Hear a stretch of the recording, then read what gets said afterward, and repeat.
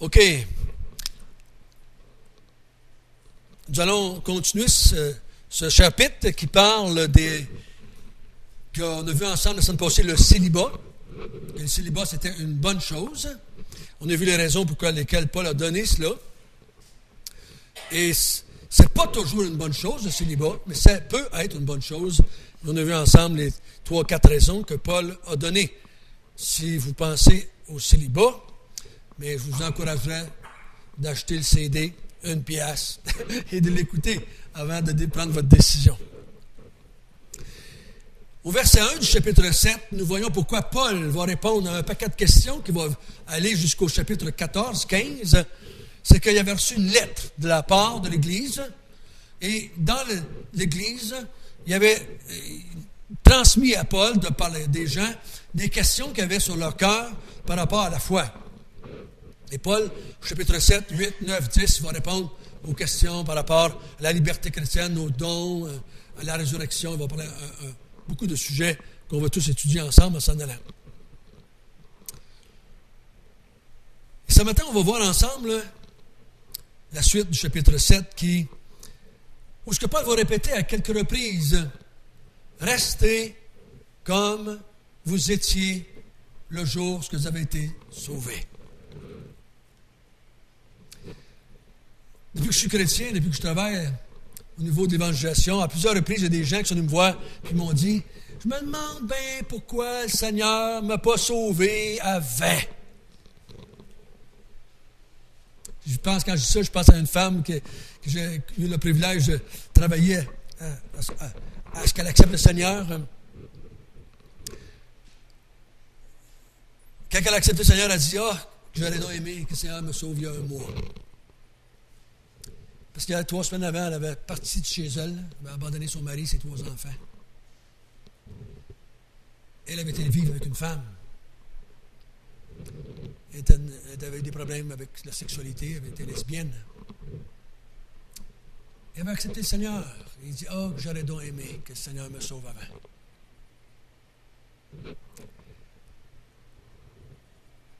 Et elle me regardait et elle disait « Pourquoi est-ce qu'il ne l'a pas fait? Pourquoi est-ce qu'il ne l'a pas fait? » Et j'ai répondu avec une grande réponse, « Je ne le sais pas. Je ne le sais pas. »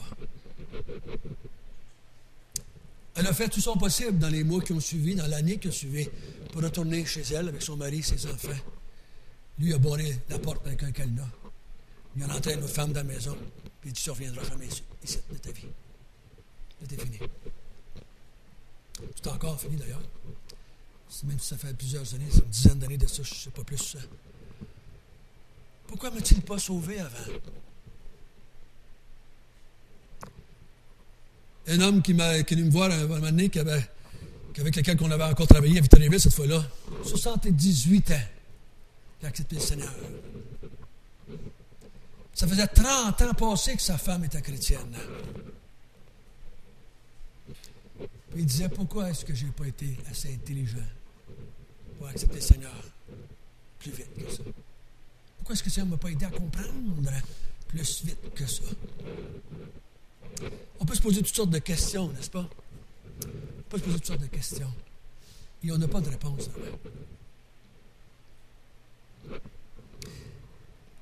Mais la chose est certaine, les plans de Dieu sont toujours parfaits. Il y en a qui ont été sauvés qui avaient 4-5 ans. D'autres ont été sauvés, il y avait 75 ans. Il y en a qui ont été sauvés très riches, d'autres qui ont été sauvés très pauvres. J'ai connu un homme qui est devenu mon grand ami, qui, pendant sa vie, avant de se convertir, il avait gagé sa femme aux cartes, il avait gagé sa maison, il courait après un avocat avec une carabine dans la ville pour le tuer. Et il s'est converti, finalement. Et il se demandait un paquet de questions. Pourquoi est-ce que Dieu avait attendu toutes ces années? Il approche 50 ans. Pas de réponse, vraiment. Mais la question des fois qu'on se pose, c'est pourquoi? Pourquoi est-ce que c'est comme ça? Pourquoi est-ce qu'on pense ça? Qu'est-ce qui stimule le croyant à penser comme ça?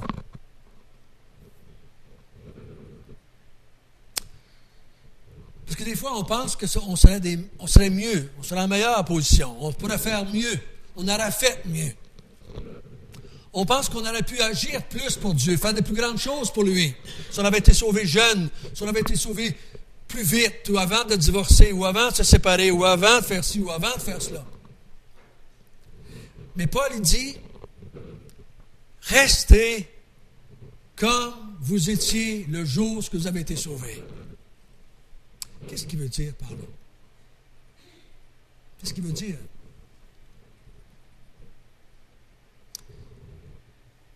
Parce qu'on croit. C'est notre tendance humaine, notre tendance de pécheur qu'on est encore. On pense qu'on peut améliorer ce que Dieu a fait. On pense qu'on peut faire de quoi pour faire plus pour Dieu. L'apôtre Paul a dit à un moment donné, si vous êtes mort avec Christ au principe élémentaire du monde, pourquoi, si vous vivez comme si vous viviez encore dans le monde, vous impose-t-on encore ces préceptes? Ne prends pas, ne goûte pas, ne touche pas. Préceptes que tous deviennent pernicieux par l'abus et qui ne sont fondés que sur les ordonnances et les doctrines des hommes. Ils ont en vérité une apparence de sagesse en ce qu'ils indiquent un culte volontaire de l'humilité et le mépris du corps. Mais cela est sans valeur réelle et ne sert qu'à satisfaire la chair. Un coup qu'on est devenu chrétien, même si on croit à la grâce de Dieu, même si on croit qu'on est sauvé sans les œuvres de la loi, qu'on est gratuitement aimé par Dieu, notre tendance dans la chair, parce qu'il dit bien ici, c'est pour satisfaire la chair, notre tendance dans la chair, ça va être d'ajouter, ça va être de performer, ça va vouloir s'imposer des règles. On appelle ça, des fois, dans nos églises, le légalisme. On va vouloir faire plus pour améliorer notre situation, pour pouvoir faire plus pour Dieu, des fois, qu'on va dire. Paul est dit, ça n'a aucune valeur. Aucune valeur. Et je vous dis ça parce que dans notre chapitre 7, c'est le fondement un petit peu de pourquoi Paul va argumenter avec les chrétiens qui sont là. Parce que les chrétiens qui sont venus au Seigneur, soit circoncis ou incirconcis, esclaves ou non esclaves, mariés, pas mariés, il y a un paquet de problèmes qui a surgi. Peut-on améliorer notre situation? Peut-on être des meilleures personnes pour Dieu? Peut-on faire quelque chose pour changer notre situation? Et la semaine passée, on a vu qu'il y en a qui disaient que peut-être on serait mieux célibataire pour servir le Seigneur. Peut-être qu'on serait plus libre. Il y en a qui avaient commencé à penser que peut-être qu'on pourrait s'abstenir de la sexualité pour mieux servir le Seigneur. Et dans l'Église, il y avait déjà des chrétiens qui s'étaient séparés. Hommes et femmes s'étaient séparés parce qu'ils pensaient mieux servir Dieu comme cela. Et Paul a dit non. Faites pas ça. Vous ne pouvez pas améliorer ce que Dieu a fait. Si Dieu a fait une peinture, laissez les pinceaux à terre. Si vous touchez à un pinceau, vous êtes sûr que vous allez briser la peinture. Vous ne pourrez pas améliorer ça. Vous ne pouvez pas améliorer ce que Dieu a fait dans votre vie.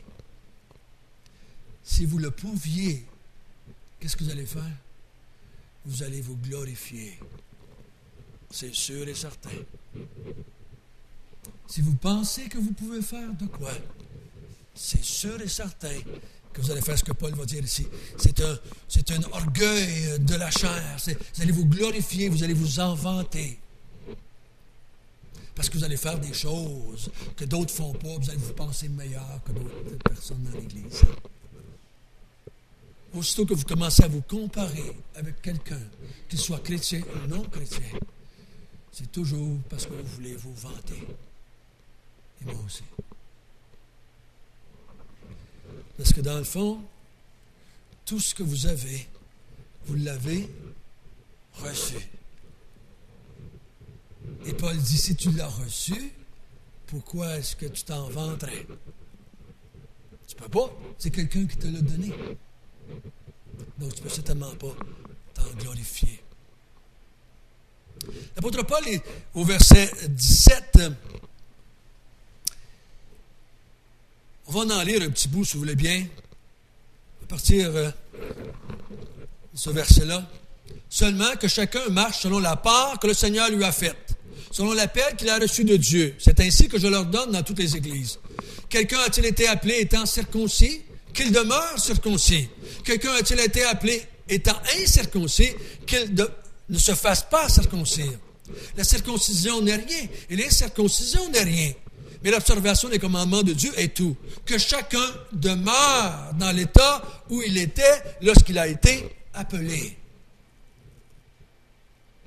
Ici, c'est la première chose qu'il va dire. La semaine passée, il a dit, si tu as été sauvé célibataire, reste célibataire. Si tu as été sauvé marié, reste marié. Puis là, ce matin, il dit, si tu as été sauvé incirconcis, reste incirconcis. Si tu as été sauvé circoncis, reste circoncis. Qu'est-ce qu'il est en train de leur dire? Il est en train de dire aux circoncis qui étaient en général des Juifs. Reste juif. Continue à pratiquer la loi. Continue à le faire comme tu aimerais ça faire ça.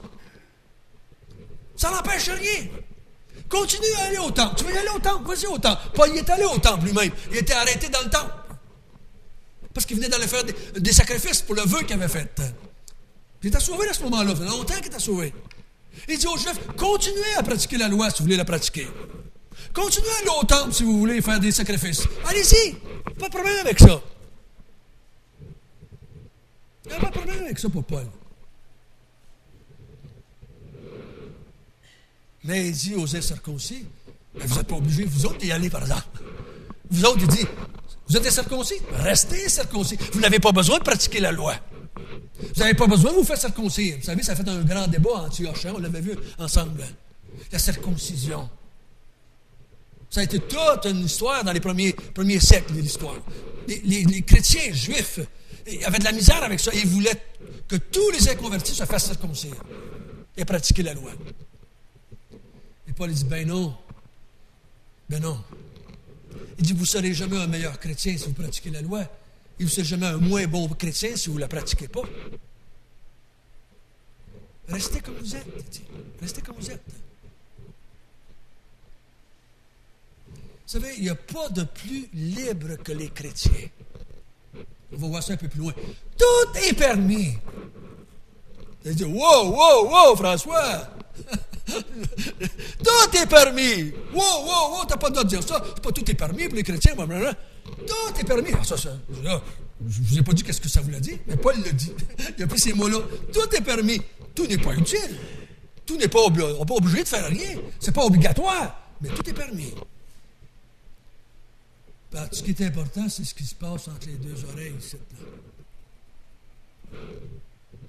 Hier, je suis allé louer le film. Ma femme n'était pas là, j'en ai profité. Si tu peux, je allé louer le film Narnia. Mais je t'ai appris à l'écouter hier. Je n'étais pas chez vous. Et parce que c'est un film pour les enfants. C'est fait pour les enfants en général. Et c'est Lucie, la semaine passée, qui a dit que des chrétiens qui proclament partout de ne pas écouter ce film-là, c'est magique, c'est pas bon, on ne devrait pas faire ça. Parce que, oui, il y a une forme de magie là-dedans, une mauvaise magicienne, là. Mais le but, c'était, je vous ai dit, c'est qu'est-ce qui se passe entre les deux oreilles de C.S. Lewis quand il l'a fait. Il veut emmener les gens à se tourner vers Dieu. C'est pour ça qu'il présente les enfants d'Adam, les enfants de Ève, qui sont la race humaine. Et il montre qu'il y a un débat dans le monde spirituel du mal et du bien. Et qu'il y a quelqu'un dans ce monde-là qui vient au secours des êtres humains. Qui vient au secours des êtres humains. Donc, il y a une bonne pensée derrière ça. Je ne dis pas que je suis tout d'accord avec tout ce qui a été dit, tout ce qui a été fait. Mais l'important, c'est qu'est-ce que le gars voulait faire avec ça? Pourquoi il l'a fait, le film? Il l'a fait pour glorifier Dieu, mes frères et sœurs. Il l'a fait pour glorifier Dieu. Comme vous et moi, vous vivez pour glorifier Dieu, puis vous êtes loin d'être parfait. Hein? Puis moi non plus. Je suis bien loin d'être parfait. Comme disait mon père, parfait. On n'est pas parfait. Mais, dans notre cœur, on veut glorifier Dieu. Et ici, il dit, c'est pas important. Ce qui est important, c'est d'observer les commandements de Dieu. On parle de quoi ici, là? On parle des 10 commandements, la loi morale de Dieu. D'aimer son Dieu et d'aimer son prochain, si on résume tout ça. C'est ça qui est important.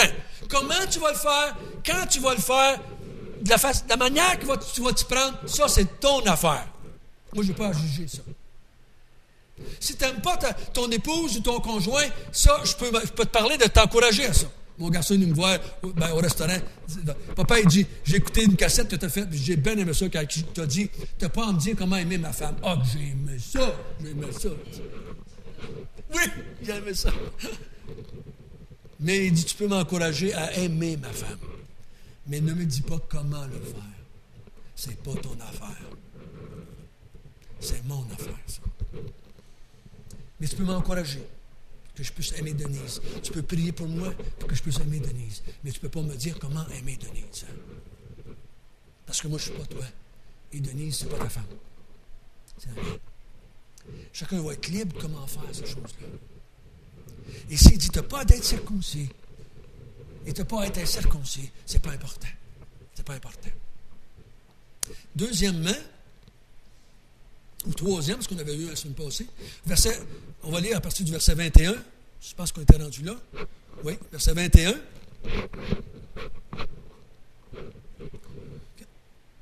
Quelqu'un veut lire?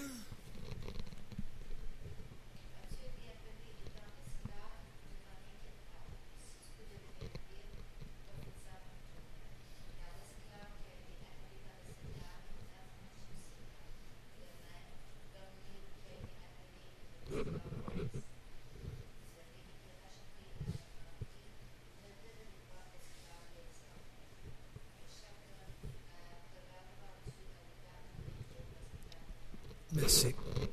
Bon. Que c'est? Donc, il dit, si tu as été sauvé esclave, ne t'en fais pas. L'esclave, mais si tu peux devenir libre, viens libre. Mais si tu as été sauvé esclave et tu ne peux pas t'en sortir, ne te casse pas les pompons. Il devait bien se demander le chrétien, comment je vais faire pour servir le Seigneur? Si mon maître ne veut pas que j'aille à l'église le dimanche matin, qu'est-ce qui va m'arriver? Tu ne te fais pas avec ça. Ça n'a rien à voir avec ta vie chrétienne avec le Seigneur, ça. Si tu es un esclave, tu fais-toi-en pas. Reste esclave. Sans le Seigneur en tant qu'esclave. Si tu peux devenir libre, profite-en. Hein? Ben oui, profite-en, c'est certain. Mais il dit, fais-toi-en pas avec ça. Tu peux servir le Seigneur même si tu es esclave. Il y a quelqu'un qui venait venir à l'église avec nous ici. Et quand il a su qu'on allait au restaurant le dimanche matin, il n'a pas voulu venir. Il dit, vous ne devriez pas aller au restaurant le dimanche. C'est défendu de travailler le dimanche. Vous encouragez ça. Ils n'ont pas venu à l'église, c'est fini. J'ai dit à ma femme, je suis content que tu n'aies pas venu. Voyez-vous ça? Ils sont tellement entrés là. Hein? Moi, j'ai pas de problème à ce qu'il aille pas au restaurant. J'ai aucun problème avec ça. Mais ce qui en fait, c'est une règle. Si tu ne fais pas comme moi, tu n'es pas correct. Voyez-vous ce que je veux dire? C'est que on se fait une règle, on se fait des lois. Il dit, si tu étais venu au monde spirituellement libre, mais reste libre, ne deviens pas un esclave. Reste comme tu étais. Nous, on dit, mais qui va vouloir devenir un esclave? C'était plus courant qu'on pense dans ce temps-là. Savez-vous que quand les gens devenaient esclaves, savez-vous que c'était quoi? C'est à peu près la même chose aujourd'hui que quelqu'un déclare faillite personnelle. Dans ce temps-là, quelqu'un qui ne pouvait pas payer toutes ses dettes, il se vendait à quelqu'un pour 5 ans, pour 7 ans, pour 10 ans. Il se vendait esclave. Et comme ça réglait tous ses problèmes. Une fois, il pouvait vendre sa femme ou sa fille. ou sa famille, ou son garçon. Il vendait un garçon esclave à quelqu'un pour 7 ans. Si c'était juif, il y avait plus que 7 ans. Mais on vendait pour le libérer de nos dettes. Donc ça se faisait. Mais Paul dit, ne deviens pas l'esclave des autres. Parce que tu as été racheté à un grand prix. Je crois que si quelqu'un devrait faire ça aujourd'hui, on devrait plutôt s'entraider dans l'Église pour empêcher que ça arrive. Hein, s'arrêter comme ça. Mais là, ce n'est pas ça qui est notre cas aujourd'hui. Mais il dit, ne t'en fais pas que tu sois esclave ou libre. Parce qu'il dit quoi? Tout le monde, tous les chrétiens sont esclaves du Seigneur. Que tu sois libre ou que tu sois esclave, tu es esclave du Seigneur. Donc, ça revient à la même affaire. Tout le monde est esclave. Vous êtes tous là pour servir Dieu. Que tu sois travailleur, pas travailleur, autonome, pas autonome, que tu sois riche, pauvre, que tu sois... Parce que les esclaves, c'était quoi? Les plus pauvres dans ce temps-là. Puis il y avait aussi les libres qui étaient plus riches dans ce temps-là. Donc, il dit, que tu sois riche ou pauvre, éduqué, pas éduqué, ça n'a pas d'importance. Ça ne veut pas dire que tu ne peux pas devenir plus riche. Ça ne veut pas dire que tu ne peux pas devenir plus pauvre. Ça ne veut pas dire que tu ne peux pas aller à l'école et t'instruire. C'est que juste que ne t'en fais pas, ça ne change rien dans ton relation avec le Seigneur. Et tu peux servir le Seigneur, peu importe comment tu es. Tu ne peux pas améliorer ta situation avec le Seigneur en changeant quelque chose dans ta vie. Moi, j'aime ça, mes frères. J'aime tellement ça. Parce que c'est tellement libérant pour tout le monde. Tellement libérant pour tout le monde. Je dis au Seigneur, j'ai une job qui me fait travailler le dimanche, je fais quoi avec ça? Pas du travail le dimanche. Tu as une job qui ne te fait pas travailler le dimanche, mais je ne travaille pas le dimanche. C'est pas ça qui est important. C'est pas ça qui est important. Il dit, est-ce que tu réalises dans ta tête que tu es l'esclave du Seigneur? Ça, c'est important. Ça, c'est important. Tu es l'esclave du Seigneur. Parce que si tu es un esclave, ça va te diriger, va te conduire, comme un bon maître va faire. Il va te montrer comment faire. S'il t'a sauvé pendant que tu étais un esclave, mais accepte-le et vis comme ça. S'il t'a sauvé libre, accepte-le et vis comme ça. Mais en plus loin, si on lirait Timothée, il dirait au maître, attention comment tu traites ton frère qui est esclave. Puis là, il dit à l'esclave, il dit attention comment tu traites ton maître qui est Seigneur. Parce qu'ils sont encore maître et Seigneur. Mais ils sont tous les deux chrétiens dans l'Épître à Timothée. Il dit, vous devez vous respecter, vous aimer l'un l'autre. C'est ça qui est important. Il n'obligeait pas les maîtres qui étaient chrétiens à tout libérer leurs esclaves chrétiens. Pas demander ça, Paul. Hein, il arrivait et il dit, hey là, c'est tes frères, c'est tes sœurs, sont esclaves, libère-moi de tout ça. Non, il n'a pas dit ça. Mais probablement qu'il s'est mis à mieux les traiter, après probablement mieux les aimer. Hein? Il a peut-être arrêté de les fesser dessus, peut-être, je ne sais pas. J'espère, en tout cas. Parce qu'il dit de bien prendre soin, hein, de bien respecter ça. Donc, il dit, t'en fais pas. Et là, on arrive au verset 25 jusqu'à 38. Là, ça va nous concerner un peu plus. Là, il parle des vierges. Vierges, ça considère, là, surtout les femmes ici, mais je crois qu'on peut l'appliquer hommes et femmes. Parce que dans la Bible, le mot vierge est appliqué aussi aux hommes. Donc, si tu es vierge, et là, ça touche plus notre vie de tous les jours, mariage, pas mariage, remariage, ça va être ensemble. Verset 25. Pour ce qui est des vierges, je n'ai point d'ordre du Seigneur, mais je donne un avis comme ayant reçu du Seigneur miséricorde pour être fidèle. Qu'est-ce qu'il veut dire là? Il y a tout un débat chez les chrétiens. Même j'ai entendu un homme qui dit ouais, gars, Paul dit n'importe quoi. C'est pas le Seigneur qui a dit ça. Qu'est-ce qu'il veut dire ici, là? Parce que ce n'est pas. Je n'ai point d'ordre du Seigneur. C'est moi qui dis ça, c'est mon avis. Qu'est-ce qu'il veut dire quand il dit ça? Il dit ce n'est pas ce que Dieu m'a dit à moi quand il m'a apparu. Parce que vous savez que Paul a eu des apparitions du Seigneur et Jésus lui a parlé comme je vous parle le matin. À plusieurs reprises, Paul il dit pendant 3 ans qu'il a vu des apparitions de Dieu, du Seigneur Jésus-Christ. Et il dit ce que je vous enseigne aujourd'hui, je ne l'ai pas reçu des hommes, c'est le Seigneur qui me l'a dit. Il dit ça dans Galates chapitre 1. Donc Dieu l'a instruit parce qu'il est un apôtre. Un apôtre devait avoir suivi le Seigneur. Donc il dit, moi, mon enseignement, je ne l'ai pas reçu des hommes, je l'ai reçu directement du Seigneur. Mais là, ce que je vous dis maintenant, c'est pas quelque chose que Dieu me dit quand il m'a apparu. C'est quelque chose que je vous dis, moi, en tant que chrétien. Mais il était aussi inspiré pendant ce bout-là que le bout avant. Hein? Vous comprenez ce que je veux dire? quand ce qu'ils avaient entendu du Seigneur, comme les autres apôtres vont dire, le Seigneur Jésus nous a dit, puis d'autres fois, ils ne disent pas ça, parce que là, c'est une inspiration qu'ils ont eue. Ils ont été guidés pour écrire le restant. Mais c'est toutes les deux. Ça vient de Dieu, toutes les deux. Là. C'est pas un qui est de Seigneur, puis l'autre est juste de Paul. C'est un que Jésus il avait dit de vive voix. L'autre, c'était que il l'a dit comme Luc. Luc n'a jamais vu le Seigneur, l'apôtre Luc. Pas l'apôtre Luc, mais Luc n'était pas un apôtre. Mais Luc a eu des inspirations, puis il a écrit 2 livres. Les Actes, les apôtres et l'Évangile de Luc. Mais il n'a jamais vu le Seigneur lui-même, ce qu'on peut savoir. Donc, ceci dit, on continue au verset 26. Oh, j'ai pas mis ça là, excusez-moi. Verset 26. Voici donc ce que j'estime bon à cause des temps difficiles qui s'approchent. Il est bon à un homme d'être ainsi. Es-tu lié à une femme? Ne cherche pas à rompre ce lien. N'es-tu pas lié à une femme? Ne cherche pas une femme. Si tu t'es marié, tu n'as point péché. Si la Vierge s'est mariée, elle n'a point péché. Mais ces personnes auront des tribulations dans la chair et je voudrais vous les épargner. Voici ce que je dis, frères. C'est que le temps est court, que désormais ceux qui ont une femme soient comme n'en ayant pas, et ceux qui pleurent comme ne pleurant pas, et ceux qui se réjouissent comme ne se réjouissant pas, et ceux qui achètent comme ne possédant pas, et ceux qui usent du monde comme n'en usant pas, car le figure de ce monde passe. Or, je voudrais que vous soyez sans inquiétude. Celui qui n'est pas marié s'inquiète des choses du Seigneur, mais des moyens de lui plaire au Seigneur. Et celui qui est marié s'inquiète des choses du monde et des moyens de plaire à sa femme. Il y a de même une différence entre la femme et la Vierge. Celle qui n'est pas mariée s'inquiète des choses du Seigneur, afin d'être sainte de corps et d'esprit. Et celle qui est mariée s'inquiète des choses du monde et des moyens de plaire à son mari. Je dis cela dans votre intérêt. Ce n'est pas pour vous prendre au piège. C'est pour vous porter à ce qui est bienséant et propre, à vous attacher au Seigneur sans distraction. Qu'est-ce qu'il dit ici?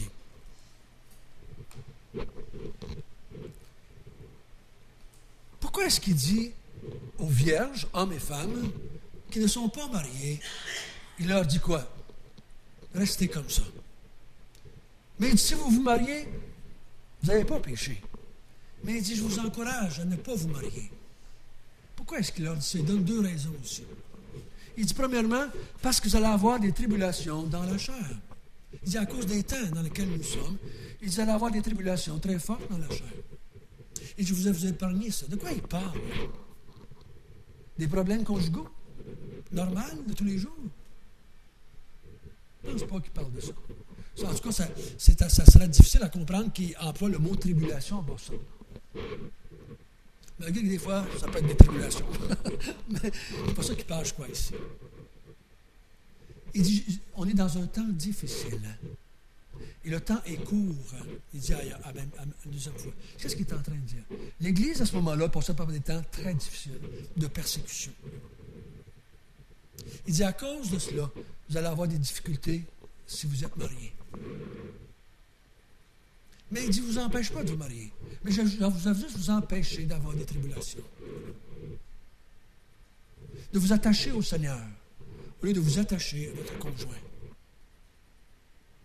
Il dit, je ne veux pas vous prendre, je ne veux pas vous jouer quelque chose par l'arrière de la table ou en dessous de la table. Je veux juste vous épargner des difficultés et des douleurs. À cause des temps dans lesquels nous sommes. Des temps de difficulté, des temps de tribulation, de persécution. Si tu es libre, ça va être plus facile pour toi. Si tu es marié, ça va être plus difficile pour toi. Donc, c'est pas que tu qui t'empêchait. Hein? Il dit bien, je ne t'empêche pas, là. Si tu te mérites, tu n'as pas fait de pire. Mais je voudrais que vous soyez sans inquiétude. Je voudrais que vous soyez sans inquiétude. Vous savez, comme moi, quand on est marié, on s'inquiète de nos familles. Hein? C'est normal, on s'inquiète de nos familles. De notre femme, de nos enfants. Est-ce qu'on va travailler? Ma fille, depuis qu'elle a eu son bébé, ça fait des miracles, ça, avoir un bébé, ça va craindre. Pas quelque chose qui a changé dans sa vie. Juste parce que d'un coup, elle est devenue responsable de quelqu'un. Elle ne peut pas lâcher sa job pour rien. La semaine, on jasait, elle dit, depuis que j'ai ma fille, elle dit, je veux toujours avoir un petit peu d'argent d'avance à mon compte de banque. Parce qu'elle a un sentiment de responsabilité. C'est normal, elle a un sentiment de responsabilité. Elle s'inquiète de sa fille. Puis c'est correct. Ça ne s'inquiétait pas partout, je me posais des questions. Mais c'est la même chose pour les conjoints et pour les maris. C'est ça qu'il dit ici. Tu t'inquiètes de plaire à ta femme, et des fois, pour pas que ta femme te rejette, tu vas avoir des difficultés. Ou pas que ton mari te rejette, tu vas avoir des difficultés. Est-ce que ça vous est déjà arrivé de faire des péchés à cause de votre femme? Ou votre mari? Si vous me dites non, on va aller vivre chez vous une secousse. Attention! Je m'en fais du café. Aujourd'hui, en amener si vous n'avez pas. Hein, ça vous est déjà arrivé de ne pas dire la vérité tout à fait parce que vous avez peur de ce que votre conjoint va dire? Vous avez peur d'être rejeté par lui? Parce qu'il va crier, il va chialer, il va vous critiquer, il va vous amoindrir, il va vous dire des choses que vous n'aimez pas, donc vous dites « Ah, c'est pas grave. Ça vous a fait mal un petit peu, mais vous dites « Ah, c'est pas grave. » Et ça vous a fait mal. Vous vous inquiétez de ce que l'autre pense, n'est-ce pas? Moi, quand j'entends les gens dire « Moi, ce que les gens pensent de moi, ça me fait rien. » Et que je l'ai dit que vous êtes menteur dans ce temps-là. On est pogné avec ça. Moi, le premier, on est pogné avec ça. Qu'est-ce que les autres pensent de nous? C'est important. C'est pour ça que la mode fonctionne. Hein? Un matin, là, si vous allez rentrer ici, puis tout le monde, je vais vous conter une histoire. Une fois, il y a une femme qui arrive à l'église, puis à Victoriaville, les femmes s'habillaient avec des robes le dimanche. C'était une règle implicite. Personne ne le disait à personne, mais tout le monde en avait une. Les femmes, moi les hommes, excusez, pas les hommes. Les femmes en avaient une. Et il y a une femme qui rentre à l'église un dimanche matin, puis elle est en pantalon. C'est la première fois qu'elle venait. Fait que là, elle regarde tout le monde. Personne ne dit un mot. La semaine ensuite, elle est avec une robe. Pourquoi? Elle veut que tout le monde l'accepte. Elle veut être acceptée dans le groupe. C'est pour ça qu'on appelle ça en anglais peer pressure, ou la pression de groupe. Les adolescents, c'est pour ça que les adolescents font ça. Si tout le monde a un anneau dans le nez, ils vont en mettre une, parce que ça marche de même. Et dans notre société, ça marche de même aussi pour nous autres, les adultes. On veut être comme les autres. On veut être accepté par les autres. Et dans le couple, c'est pareil. Si tu es marié, tu vas avoir tendance à vouloir plaire à ton mari ou à ta femme. Et ça va te donner des difficultés. Ça va t'inquiéter. Et tu vas moins servir Dieu comme ça. C'est pour ça qu'il dit, si tu n'es pas marié, marie-toi pas. Si tu es marié, sois comme l'étant pas. Vous remarquez ce qu'il dit? C'est intéressant, hein? Là, tu te poses la question, tu dis, qu'est-ce qu'il est en train de dire là? Qu'est-ce qu'il est en train de dire? C'est lui qu'il y a une femme qui soit comme il n'y en a pas. Il y a un homme, si tu n'as pas de femme, tu n'as une, mais fais comme si tu n'avais pas. Moi et ma femme, on avait jasé de ça ensemble une fois. Et ça, on n'avait pas même une opinion sur le verset. Qu'est-ce que ça veut dire? Ça veut dire que le Seigneur doit passer le premier. Pas ta femme, pas ton mari, pas tes enfants, mais le Seigneur. Ne t'inquiète pas ce que ta femme pense en premier. Inquiète-toi ce que le Seigneur pense en premier. Ne t'inquiète pas ce que ton mari pense en premier. Inquiète-toi ce que le Seigneur pense en premier. La raison de vivre que tu as, ce n'est pas ton mari, c'est le Seigneur en premier. J'aime pas ça, dire le mot premier. Ta raison de vivre, c'est le Seigneur. Point. Point. Parce qu'il n'y a pas de rein là-dedans. Ça n'existe pas, les reins là-dedans. J'ai été élevé avec c'est le Seigneur, c'est ta femme, c'est ta job, c'est l'Église, pour mettre des reins comme ça. Ça n'existe pas. C'est pas vivable, ces choses-là. C'est pas vivable. C'est la raison de ma vie, c'est le Seigneur. Avec ma femme, avec ma job, avec ma relation avec l'Église. C'est le Seigneur qui dirige toutes ces relations-là. C'est le Seigneur qui va me conduire dans toutes ces relations-là. Et Paul, il dit, je voudrais que vous soyez sans inquiétude. Je veux que vous soyez libres de servir le Seigneur. Fais-le vierge, fais-le marié, fais-le comme tu voudras, mais j'aimerais que vous soyez sans inquiétude et que vous serviez le Seigneur. Serviez le Seigneur. Je pense que ce n'est pas tellement difficile à comprendre ce qu'il est en train de dire. Et dernièrement, verset 39 et 40. On va terminer avec ça, si vous voulez bien. On n'a pas lu 36, mais on aurait dû le lire. On va lire 36 jusqu'à 40.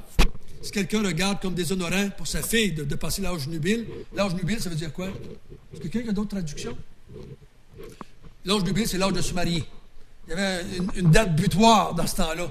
C'est un certain âge, tu devenais vieille fille. Tu sais, on disait ça, hein? Une vieille fille. Pourquoi on disait ça? Parce qu'elle avait passé l'âge normal de se marier. Un vieux garçon. Quand il arrivait à 28, 29, 30 ans, un vieux garçon, une vieille fille. Je lisais un article la semaine là-dessus, et il y avait une femme qui disait qu'elle avait 28 ans, puis elle voulait se marier avant l'âge de 30 ans. Pas personne ne déclare qu'elle est ta vieille fille. C'est une façon de notre société, hein, qui voit ça. Mais celui qui a pris une ferme résolution, sans contrainte, avec l'exercice de sa propre volonté, et qui a décidé en son cœur de garder sa fille vierge, celui-là fait bien. Ainsi, celui qui se marie fait bien, et celui qui ne se marie pas fait mieux. Il dit, pour nous autres, dans notre société, ça serait un scandale, parce que là, on semble dire au père qu'il a le droit de marier sa fille ou pas la marier. Hein? Si quelqu'un a décidé de marier sa fille, qu'il le fasse, puis il a décidé de ne pas la marier, j'espère qu'il y a un petit peu de consentement de sa fille. Aujourd'hui, dans ce temps-là, vous savez comment ça se passait. Hein? C'était les parents qui mariaient les enfants. Il ne semblait pas qu'il y avait plus de divorces qu'aujourd'hui, même si c'est les enfants qui décident aujourd'hui. Mais dans ce temps-là, c'était les parents plutôt qui décidaient. Et j'espère qu'ils parlaient un petit peu avec leurs enfants. Mais il semblerait que ce n'était pas la norme. C'était plutôt décidé par les parents. Et dernièrement, je vais voir, verset 39, « Une femme est liée aussi longtemps que son mari est vivant, mais si le mari meurt, elle est libre de se marier avec quelqu'un, avec qui elle veut, seulement que ce soit dans le Seigneur. Elle est plus heureuse néanmoins si elle demeure comme elle est, suivant mon avis. Et à moi aussi, je crois avoir l'Esprit de Dieu. » Donc, il dit, si tu es circoncis, reste circoncis. Si tu es incirconcis, reste incirconcis. Si tu es esclave, reste esclave. Si tu es libre, reste libre. Si tu es vierge, reste vierge. Si tu es marié, reste marié. Il dit, si tu es veuf, ici, il dit, reste veuf. Bon. J'en regarde quelques-uns. En tout cas, si vous avez fait une gaffe, moi j'ai participé à la gaffe, parce que c'est moi qui vous ai marié. Il dit que la veuve reste veuve, mais si elle ne veut pas rester veuve, qu'elle se marie dans le Seigneur. Dans le Seigneur. Et je crois que ça veut dire avec un croyant. Avec un croyant. Personnellement, je ne marierai pas un chrétien avec un inconverti. D'autres pasteurs l'ont fait, moi je ne le ferai pas. Je ne pourrais pas faire ça. Parce que je crois que c'est de mettre l'eau et le feu ensemble, c'est de mettre la lumière et les ténèbres ensemble. Je ne suis pas capable de le faire. Et je pense que je voudrais leur éviter des tribulations, si je peux dire ça comme ça. Parce que ça va être difficile. Ça va être difficile. Parce qu'un veut servir le Seigneur, puis l'autre ne veut pas servir le Seigneur. Un veut vivre pour Dieu, puis l'autre ne veut pas vivre pour Dieu. Je l'ai vu qu'ils se sont mariés comme ça, puis du coup, la mère de famille qui était chrétienne, elle voulait pas faire baptiser son garçon. Et le père, qui n'était pas chrétien, qui était catholique de foi, voulait faire baptiser son enfant, et ça a fait de la chicane, ils se sont divorcés, finalement. J'ai dit, j'aurais dû penser avant. T'aurais dû penser à ça avant, ma fille. Dans le Seigneur, ça veut dire, je crois qu'avec quelqu'un qui croit comme toi. Hein, c'est déjà pas facile, le mariage. Deux pécheurs ensemble. Mais un enfant de Dieu et un enfant des ténèbres, c'est encore pas mal plus dur. Pas mal plus dur. Parce que la veuve qui se marie devrait vouloir continuer à servir le Seigneur. Hein? Fait que si son conjoint qu'elle marie ne veut pas servir le Seigneur, ça va être des difficultés épouvantables. Donc, il dit, faites-le dans le Seigneur, ça va être plus facile pour vous. Parce que, si je résume, Paul il dit, restez comme vous l'êtes, parce qu'il n'y a rien qui peut changer votre capacité de servir le Seigneur. Vous pouvez le servir esclave, célibataire, marié, pas marié, travailleur, pas travailleur, libre, pas libre. Vous pouvez servir le Seigneur n'importe quand, n'importe comment. Mais il dit, ce qui est important, c'est que dans votre tête, dans votre cœur, vous voulez être des serviteurs et des servantes du Seigneur. Vous voulez être des esclaves de Dieu. Vous voulez vivre pour Dieu. C'est ça qui est important. Tu veux te marier? Marie-toi pour servir le Seigneur. Tu veux rester célibataire? Reste célibataire pour servir le Seigneur. Tu veux marier ta fille? Fais-le pour servir le Seigneur. Tu ne veux pas la marier? Fais-le pour servir le Seigneur. Le but, c'est de servir le Seigneur. Et je me lève le matin et je dis, Seigneur, donne-moi la grâce de te servir aujourd'hui. C'est tout ce que je veux. Juste servir le Seigneur. Juste servir le Seigneur. Parce qu'on a été fait pour ça. On a été créé pour ça. Que tu sois marié, célibataire, rentier, marié, à l'école, étudiant, ça n'a pas d'importance parce qu'on est tous là pour servir le Seigneur. Prions ensemble. Notre Père du ciel, merci pour ce bon chapitre qui nous montre que notre relation avec toi ne dépend pas de ce que nous vivons. Notre relation dépend seulement de ce que tu as fait pour nous. Tu nous as sauvés dans ta grâce à cause du sacrifice de Jésus-Christ. Nous ne pouvons pas améliorer cette relation-là. Elle est parfaite. Notre situation sociale ou matrimoniale n'a aucune importance. Nous pouvons te servir. Et comme Paul l'encourage, je crois ici, c'est de tout faire pour que notre relation soit la meilleure, ou notre position soit la meilleure pour servir Dieu. Nos choix devraient être dictés par le fait qu'on veut servir notre Dieu et non pas se faire servir par lui. Dirige-nous, glorifie-toi par nous ce matin et dans la semaine qui vient. Utilise-nous dans ta bonté pour te glorifier dans le milieu dans lequel nous vivons. Au nom de Jésus.